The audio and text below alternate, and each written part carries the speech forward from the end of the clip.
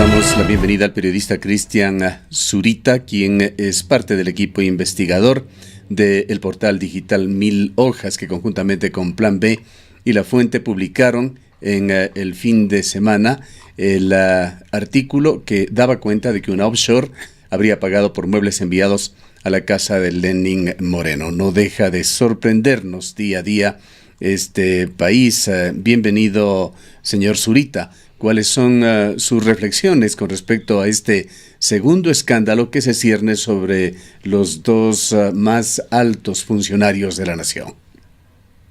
Gustavo, muy buen día. Un saludo para toda la audiencia de Ondas Ushuaia. Muchas gracias por su invitación. Era un tema que estaba en investigación y que de alguna manera la publicación o la lectura del informe borrador de la Contraloría acerca de los daños generados en Coca Sinclair catalizaron la publicación de todos los informes que hemos realizado, y la tercera entrega se especificó sobre las relaciones existentes entre el empresario Conto Patiño Martínez con Lenin Moreno.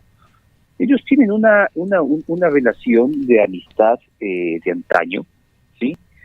De antaño, con la particularidad de que Conto Patiño Martínez es el representante de la empresa Sinohydro en Ecuador, ¿sí? Debe entenderse entonces que él, como lobista, realizó todas las gestiones para que su empresa, su representada, sea seleccionada para la construcción de esta mega obra, ¿no? Recordemos que antes de la firma con Sinohydro, llegó la empresa argentina Enarsa, que era más una gestora de proyectos, una empresa de papel propiedad del Estado argentino, pero que sobre todo obedecía órdenes políticas de Cristina Fernández de Kirchner, entonces presidenta de la Argentina en su mejor momento. Ellos intentaron levantar el financiamiento para la construcción de esta obra, pero en realidad para las condiciones en ese momento la única posibilidad que le parecía llegar al Ecuador era el financiamiento chino. Se arregló el financiamiento y se firmó un acuerdo con los chinos mientras Enarsa estaba en el Ecuador. Entonces ahí existió, en retrospectiva, si viéramos, ¿no?, un desplazamiento político de poderes importantes en el Ecuador con respecto al trabajo que podía hacer Enarsa en el futuro. Enarsa fue liquidada, del Ecuador se le dio una indemnización de $5 millones y pues se procedió a hacer el proyecto directamente con Sinohydro. De hecho, Sinohydro por su parte se convirtió en una empresa omnipresente en Ecuador. Totalmente, porque a pesar de que no ha tenido una gran cantidad de contratos, se ha llevado el contrato mayor, ¿no?, y la obra mayor del país. ¿Por qué fue escogida Sinohydro? Por su capacidad técnica y las monumentales obras que ha construido en el mundo. Recordemos que es la constructora de la central más grande del planeta, que es Tres Bocas. Entonces eso le daba un cartel a la empresa de llegar al Ecuador. Pero negociar con los chinos no es fácil. Negociar con los chinos significa tener en claro qué es lo que ellos están pensando y lo que significa exactamente la literalidad en las palabras del contrato, ¿no? Es decir, que si es que no utilizan lo que efectivamente se les está pidiendo o se les pide que cambien, pues ellos dicen que sí pueden cambiar, pero luego no se especifica ni se detalla qué tipo de materiales se utilizaron. Bueno, en todo caso, Conto Patiño es el representante de esa empresa, ¿sí? Y no olvidemos que Lenin Moreno en el año 2010 hizo importantes declaraciones acerca del financiamiento de esta obra y de la posibilidad que tenía él para desanudar los puntos críticos que existían con respecto al crédito. En ese entonces, el presidente de la República, Rafael Correa, había dicho que no estaba muy de acuerdo con el tipo de financiamiento que iba a recibir porque el Sinohydro le estaba imponiendo la jurisdicción internacional en caso de un arbitraje y que los intereses del crédito eran extremadamente altos. En todo caso, la empresa fue escogida y Lenin Moreno aparentemente es quien desanudó esos conflictos internos, no digamos de esos impases. Y pues se entiende, ahora se entiende, porque la relación que tenía con Conto Patiño era estrecha, era su amigo, ¿sí? A tal punto, sí, que nosotros hemos identificado esta transferencia de dinero realizada desde la empresa INA Investment Corp por $19,300, sí, para la compra de muebles, a favor de Lenin Moreno. Nosotros hemos recibido una carta muy comedida por parte del señor secretario de Comunicación de la Presidencia de la República, que es Andrés Michelena, y en él ha señalado y ha confirmado que efectivamente existió una compra de muebles y que estos fueron embodegados en el departamento de Lenin Moreno, y que fueron entregados nuevamente a su propietario, que sería el señor Conto Patiño y su familia, luego del retorno del señor Lenin Moreno para la campaña electoral y luego de haber desempeñado su cargo de diplomático en Ginebra, relacionado a este tema de las discapacidades. Pero, licenciado Zurita, esta carta y esta explicación, en lugar de aclarar las cosas, las enreda. Esa carta lo que de alguna manera hace es, ratificar lo que nosotros hemos publicado, ¿no? El señor Andrés Michelena estaba muy molesto con nosotros porque él había dicho que no se habían cumplido las normas éticas para la publicación de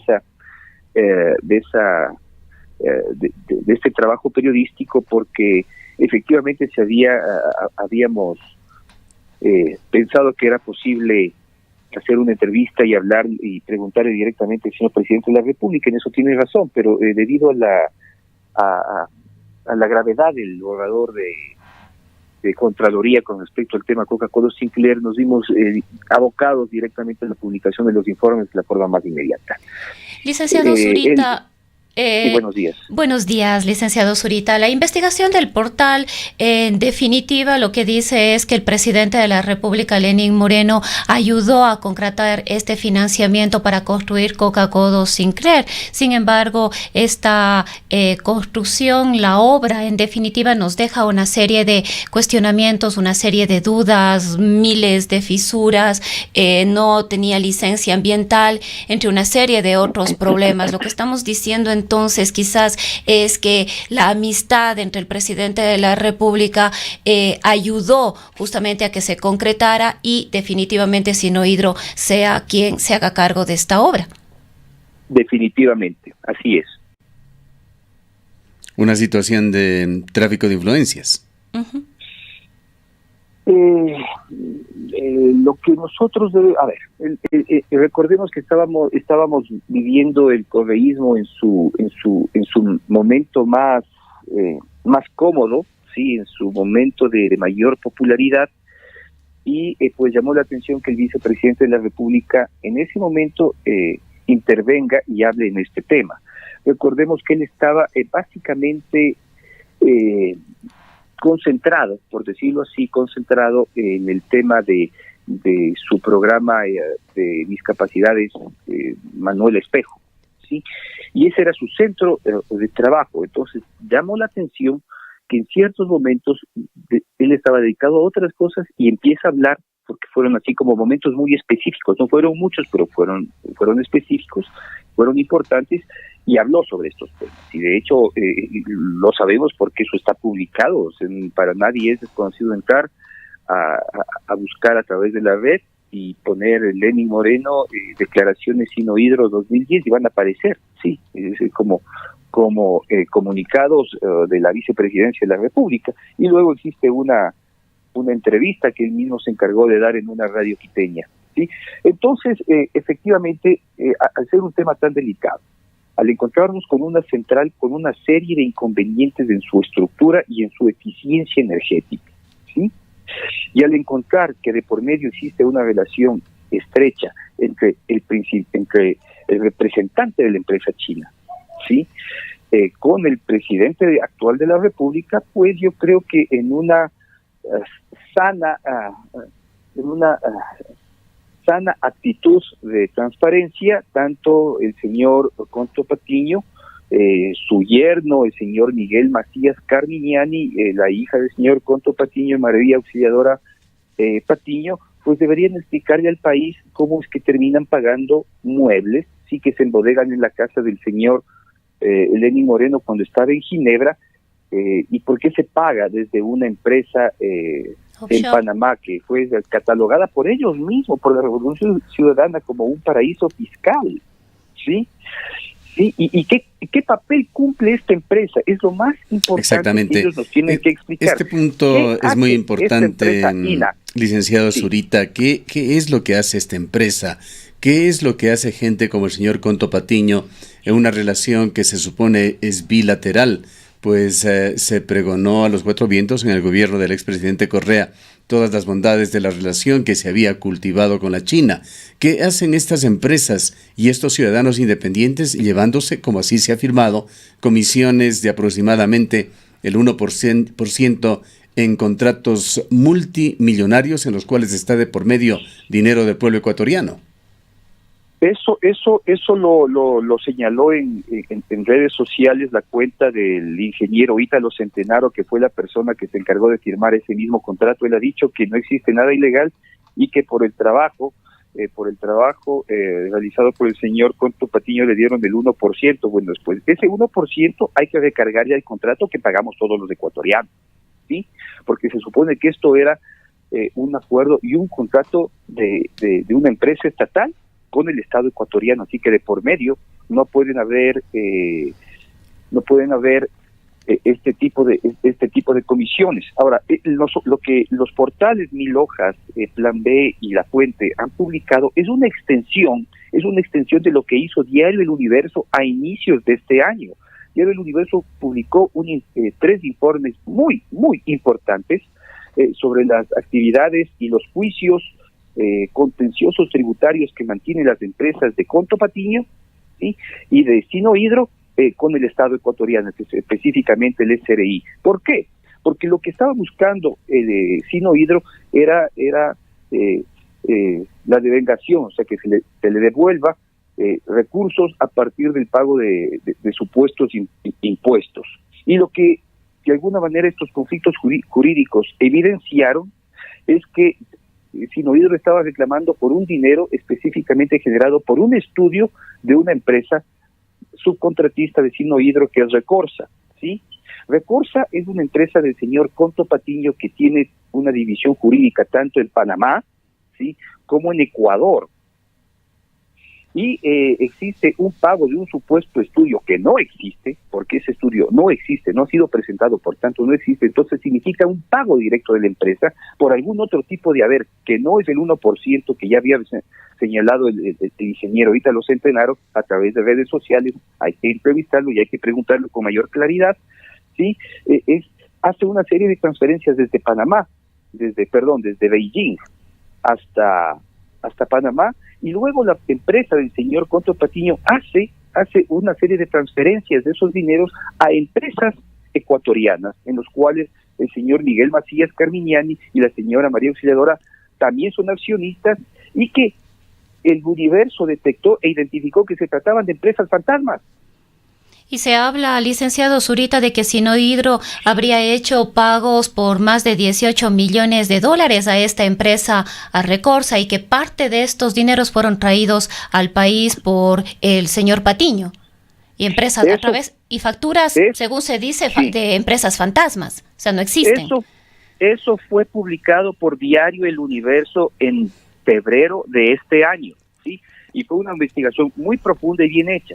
Lo único que le faltaba a esta investigación era poner los nombres adicionales, ¿sí? Y los nombres adicionales ya aparecieron, que es Miguel Macías Carminiani, María Auxiliadora Patiño, Lenín Moreno Garcés.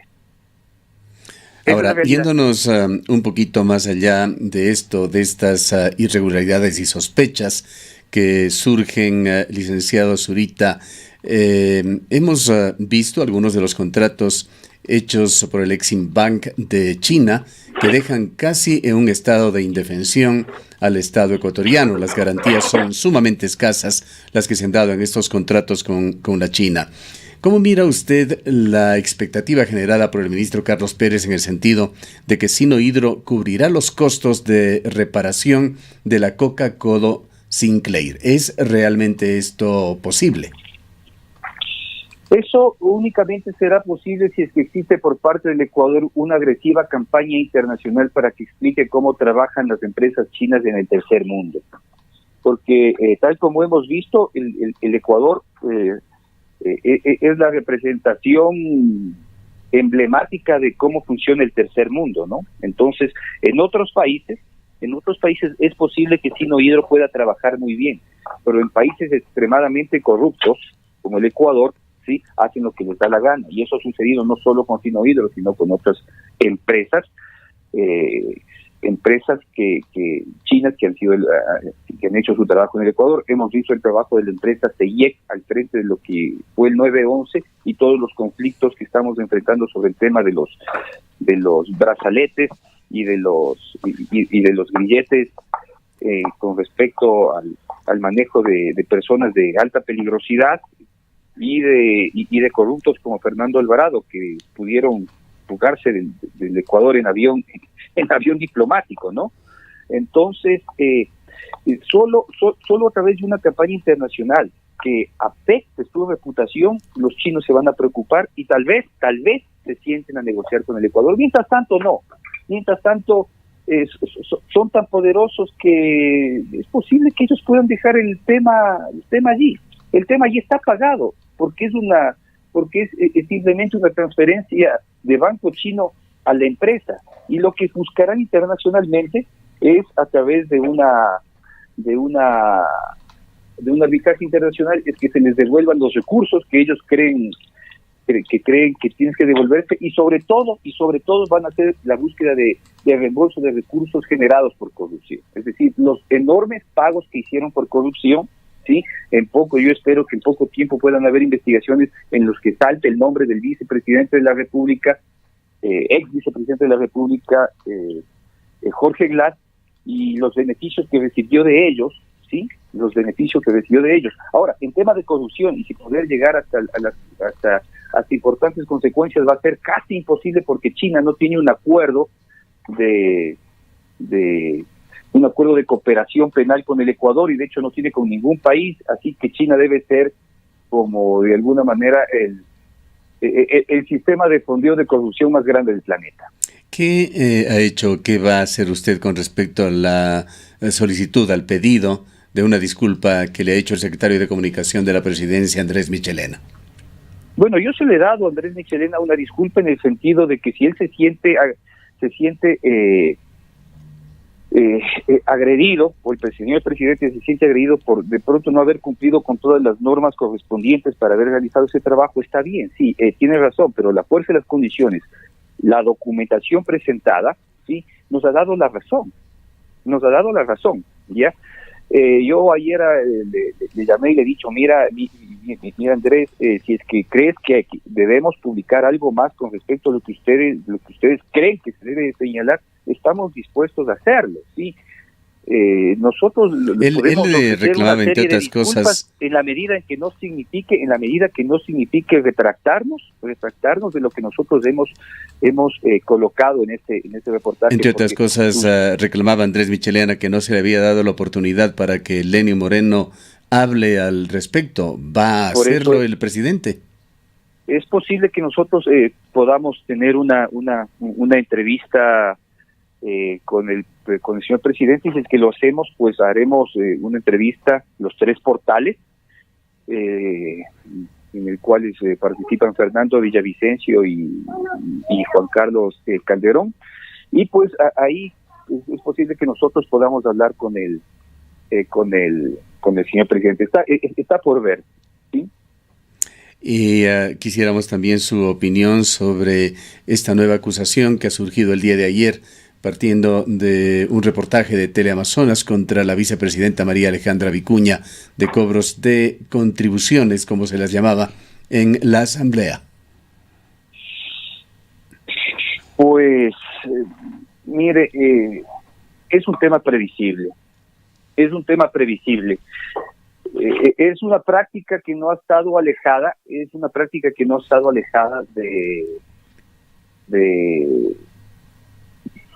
ningún bloque legislativo. Sí, algunos efectivamente han trabajado de una manera muy honesta y buscaban sacar eficiencia de los recursos que otorgaban para tener más gente trabajando y poder cumplir con las necesidades. Pero en el caso de la vicepresidenta hay que preguntarle a ella si efectivamente se trataba de un dinero que iba a las arcas del país, o era un dinero que directamente recibía ella o cualquiera de sus allegados. Pero así hubiese ido a las arcas del movimiento político de la vicepresidenta, se configura un delito de concusión. Porque se han puesto de acuerdo una y dos personas más para perjudicar a otros. Sí, eso es. Ahora, si es que ese dinero ella directamente permitió que sus funcionarios depositen en las cuentas de Alianza País, bueno, pues se puede entender que ahí existía un acuerdo. Pero si es que es de ella o sus relacionados los que recibieron, pues ella no tiene otra alternativa que renunciar. Un tema final que quisiéramos preguntar al licenciado Zurita: ¿cuál es el estado de situación del periodismo de investigación en Ecuador en esta etapa del poscorreísmo? El estado, pues, es deplorable, Gustavo. A este tipo de oficio nos dedicamos muy pocos. Hay muy pocos recursos económicos a los que nosotros podemos acceder. Si es que hacemos un trabajo, somos brutalmente atacados y vilipendiados en redes sociales. ¿Sí? La sociedad ha visto, y es público, de que por trabajos importantes hemos sido enjuiciados. Así que es parte de la crisis enorme que le dejó el correísmo a la prensa ecuatoriana. Y pues ojalá en un futuro podamos ojalá salir adelante. Algo más que agregar, quizá como una reflexión, periodista Zurita. De recordarle a la sociedad que hacer periodismo es caro y se necesitan recursos económicos, pero es más caro para un país no tener un buen periodismo, ¿sí? Que no tenerlo, ¿sí? Que no tenerlo. Entonces estamos viendo ahora las consecuencias. Las consecuencias son corrupción y proyectos gigantescos, mal estructurados, mal construidos y caros. Bien, queremos agradecerle mucho a Cristian Zurita, periodista, editor del portal digital 1000 Hojas, que conjuntamente con Plan B y La Fuente en este fin de semana denunciaron la posible entrega o el pago por muebles enviados a la casa de Lenin Moreno en Ginebra por un representante de la empresa Sinohydro, configurándose serias sospechas sobre un caso de conflicto de intereses del presidente de la República, que han sido rematadas el día de ayer por este otro escándalo que envuelve a la vicepresidenta María Alejandra Vicuña, quien se habría beneficiado en sus cuentas personales de diezmos que se habría pedido a sus colaboradores en la Asamblea durante el periodo que ella estuvo como asambleísta antes de ascender a la vicepresidencia de la República. Esto es en los años 2011, 2012 y 2013. Gracias nuevamente a Cristian Zurita.